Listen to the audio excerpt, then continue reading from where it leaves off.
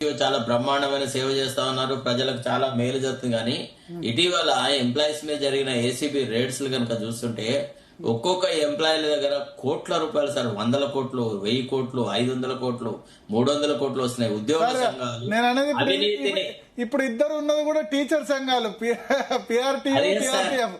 వాళ్ళు కాదు, ఈ వాళ్ళు మాట్లాడారు. ఇప్పుడు వేరే సంఘాల వాళ్ళు లేరు లైన్ లో. వాళ్ళు రాదు సార్. నేను చెప్తున్నా, నేను ఆ రోజు చర్చ పెట్టా. నేనేం చెప్తున్నా అంటే నాయకుల కరప్షన్ అన్నా కనీసం ప్రజలకు చేరుతుంది. ఎందుకంటే ఎలక్షన్ లో ఖర్చు పెడతాడు ఆ డబ్బులు, నాయకులు చేసే కరప్షన్.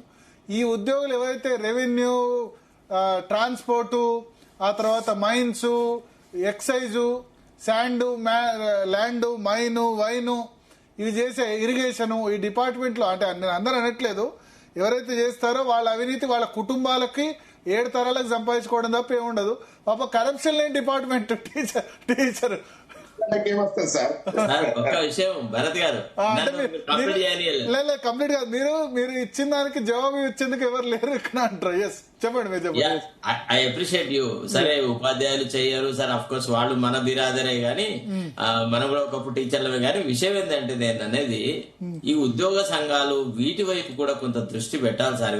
ప్రజలను ఎంత పీల్చి పిప్పి చేస్తున్నారంటే, ఉద్యోగి అంటే ఇప్పుడు తహసీల్దార్ ఆఫీసులోకి పోవాలంటే కష్టమవుతుంది, పోలీస్ స్టేషన్ లోకి పోవాలంటే కష్టమవుతుంది. ఏం సార్ ఆ ఎన్కౌంటర్ లేంది, ఆ కథ ఏంది అసలు? యాక్చువల్లీ ఈ లాకప్ డెత్ లేంది. Are they not insulting the modern democracy? అదొకటి.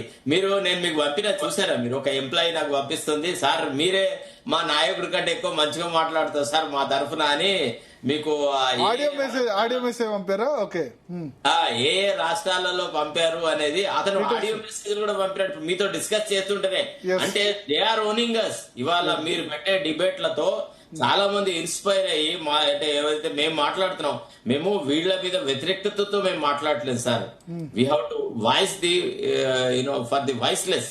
ఇవాళ ఎవరైతే మాట్లాడలేకపోతున్నారో, ఎవరి వాదన ప్రజల దగ్గరికి పోలేకపోతున్నావు, వాళ్ళ తరఫున మాట్లాడతారు. మీరు చూసారు ఆ టనెల్ లో ఎంతమంది చచ్చిపోయినారు సార్, ఎవరికి ఏం జరిగిందో తెలియదు. సింగరేణి కాలనీస్ లో సార్ అన్ఎక్స్పెక్టెడ్, అంటే మీకు లెక్కకు రాని మరణాలు ఎన్ని ఉంటాయో తెలుసా మీకు? సింగరేణి కాలనీస్ లో మైళ్లలో చచ్చిపోయే వాళ్ళ సంఖ్య, వాళ్ళ పరిస్థితులు మరీ ఘోరాది ఘోరంగా ఉంటది. మీరు ఎప్పుడైనా సింగరేణి హాస్పిటల్ కొండి, ఆర్టీసీ హాస్పిటల్ కొండి సార్. నేను ఒకసారి ఒక ఆర్టీసీ ఎంప్లాయీకి కిడ్నీస్ ఫెయిల్యూర్ అయితే అతనికి ఒక సైక్లోస్పోరిన్ అని ఒక మెడిసిన్ వస్తుంది.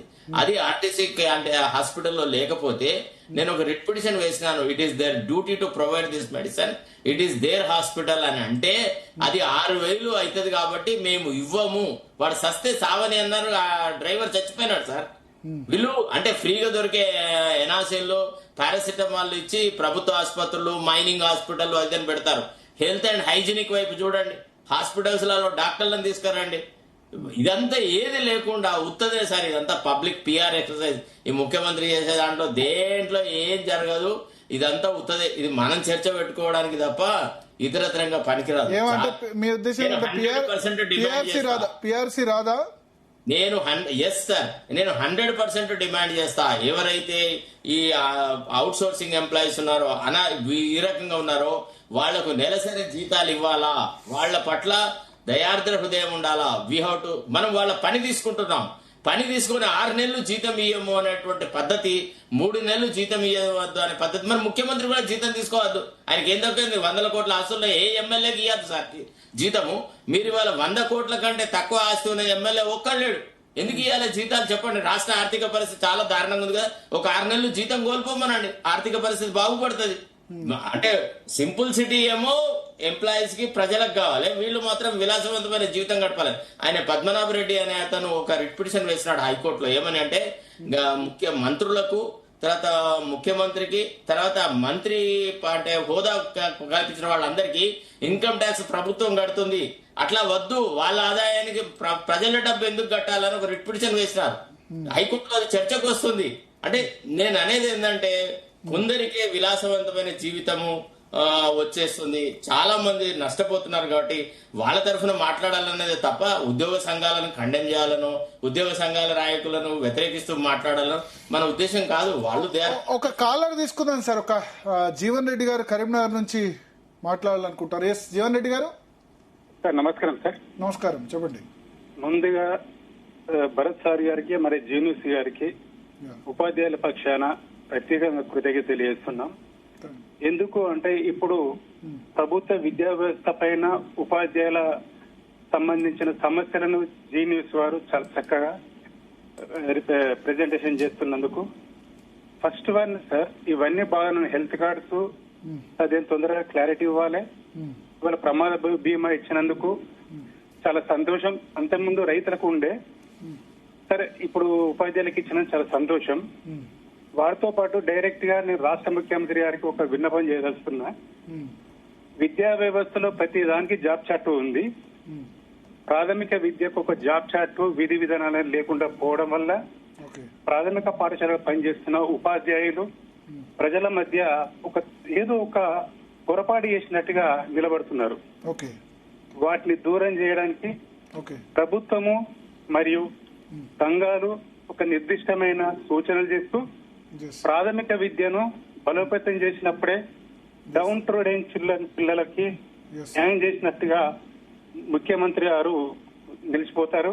మరియు సంఘాలు కూడా నిలిచిపోతాయి. కాబట్టి ఆ వైపుగా ప్రాథమిక విద్యను తప్పకుండా బలోపేతం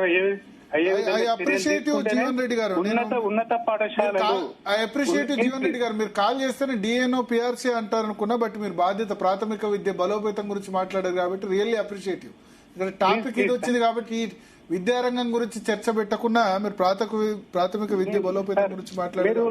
మీరు లైవ్ డయల్ నంబర్ ఇవ్వట్లేదు. ఇప్పుడు లైవ్ డయల్ నెంబర్ తోనే కదా మీరు కాల్ చేసింది. ఇప్పుడు ఇచ్చిండు లాస్ట్ కి ఇచ్చాం, ఎందుకంటే ముందు సంఘాల నేతలు మాట్లాడి సామాన్యులకు కూడా అవకాశం ఇద్దామని అట్లా. Okay sir, thank you sir. Ground reality తెలవాలంటే గ్రౌండ్ లో ఉన్న వ్యక్తికి మాత్రమే తెలుస్తుంది. ఏ ప్రొఫెసర్ తెలియదు, ఎవరికి తెలియదు. ఎడ్యుకేషన్ కమిషన్ ఇస్తారండి, దానిలో స్థానికంగా గ్రౌండ్ క్షేత్రస్థాయిలో తెలిసే ఒక్క ఉపాధ్యాయుడు ఉన్నాడు దానిలో. మీరు అన్నది మీ డిమాండ్ ప్రభుత్వం దృష్టికి డెఫినెట్ గా ప్రభుత్వ పెద్దలు కూడా చూస్తుంటారు. జాబ్ చార్ట్ ఉండాలి ప్రాథమిక విద్యలో, ముఖ్యంగా తల్లిదండ్రులు టీచర్స్ మధ్య కూడా గ్యాప్ వస్తుంది దీని విధంగా అన్నారు. Appreciative, thank you.